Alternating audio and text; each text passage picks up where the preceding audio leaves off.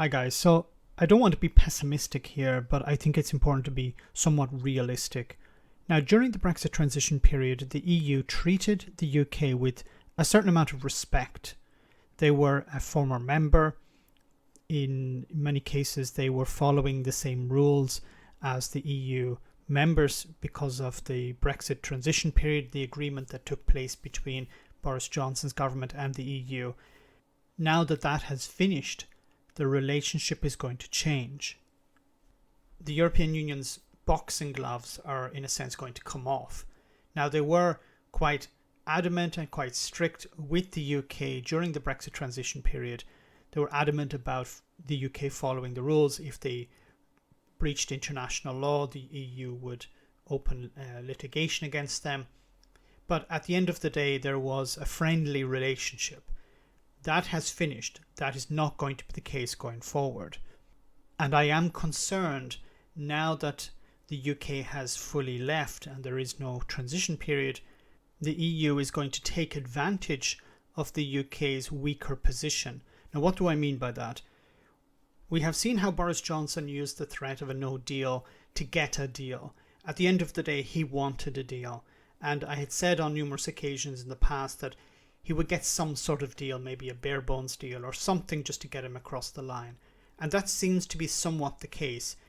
This deal allows tariff-free movement of goods. Now, there are a lot of caveats and a lot of other things to talk about there, but let's just focus on the goods. So goods are able to travel across the border tariff-free and quota-free. Now, the UK imports more goods than it exports to the EU. So more goods come from the EU into the UK than actually exit from the UK into the EU. That's not a problem, but the trade deal that Boris Johnson has agreed only covers goods. It doesn't cover services. Now, the opposite is the case when it comes to services. The UK exports more services to the EU than they import from the EU. And Boris Johnson doesn't have a trade deal that covers services. That means going forward, Boris Johnson will need to have a trade deal with the EU that covers services. He doesn't have it at the moment, and the EU is at an advantage. Now, from the 1st of January, companies that deal in services are going to see some issues with selling those services in the EU. Now, the service sector represents 80% of the UK economy. Now, it's important to remember that not all of those services are exported, but a huge amount of services are exported, and Boris Johnson doesn't have an agreement with the European Union to deal with those services. So what's going to happen? What's going to happen is the UK and the EU are going to have to sit down after January and work out a deal. But in the meanwhile, UK businesses are going to suffer the consequences. So the negotiations that are going to take place between Boris Johnson's government and the EU regarding services is going to be very different if we compare it to the negotiations that have just completed. They're not going to be as publicized. You're not going to have Michel Barnier and David Frost meeting. There will probably be other groups meeting to deal with these service industries and how to get them trading.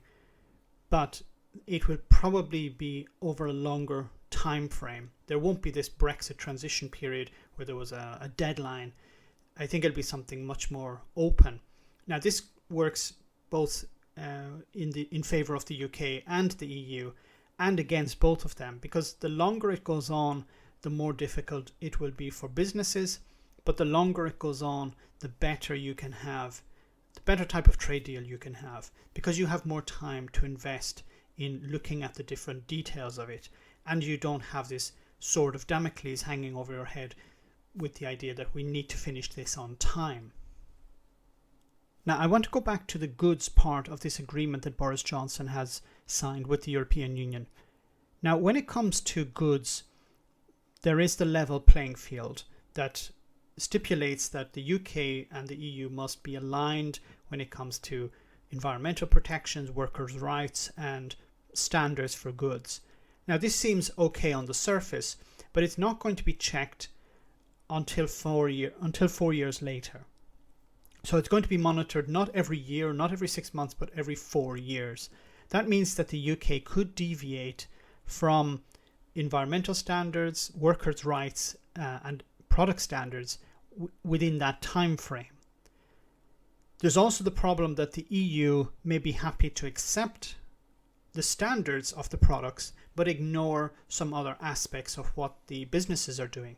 So, you have to remember that the EU are not there to defend workers' rights in the UK. They're not there to defend environmental standards in the UK. That's the UK's business. If the UK is able to provide the goods and later on the services that meet a particular standard, the EU don't care. Now, there may be lobby groups within the EU that will push for workers' rights in the UK and perhaps push them to sanction the UK if they're not respecting workers' rights or environmental standards. But at the moment, that's not going to be the case. Whatever the UK does will be the UK's business. And I hope that the EU will not trade with the UK if they do not respect certain standards. And that's nothing to do with the EU, that's to do with the UK people. I want the EU only to trade with the UK if they respect workers' rights, if they respect environmental standards and other standards. Now, the EU have a track record of respecting this, but we don't know what the future holds. And I do hope they maintain this policy. Now, we have seen it stretched in some sense when it comes to China, and EU lobby groups for workers, for the environment, have been putting pressure on the EU to put pressure on China to make sure that workers are protected and the environment is protected when it comes to providing goods and services to the EU. The more we look at this trade deal, the more we see that the EU have not really compromised on anything. They have had their red lines and they haven't crossed those red lines. Yes, they have compromised in a sense in certain areas, but they haven't taken a full step back.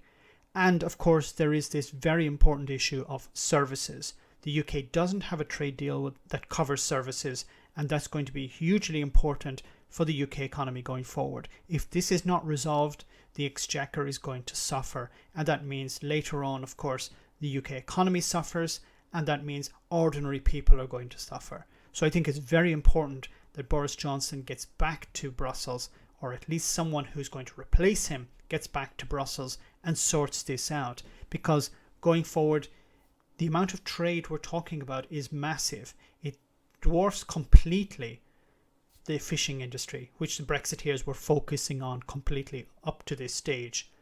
So I truly hope that Boris Johnson, or whoever's going to replace him when he leaves office, probably next year, gets back to Brussels, that gets a deal or an agreement that includes services. Let me know in the comment section, guys, what you think. As always, your comments are greatly appreciated. Thanks a lot.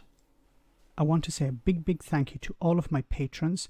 You ensure that this channel continues to exist. I'm eternally grateful for all of your support. If you join Patreon, you will receive instant access to our Discord server, where we have both audio and video chats. You can chat with me and other patrons, where we discuss important and non-important issues. Becoming a patron per month costs about the same as a large coffee, so why not check it out?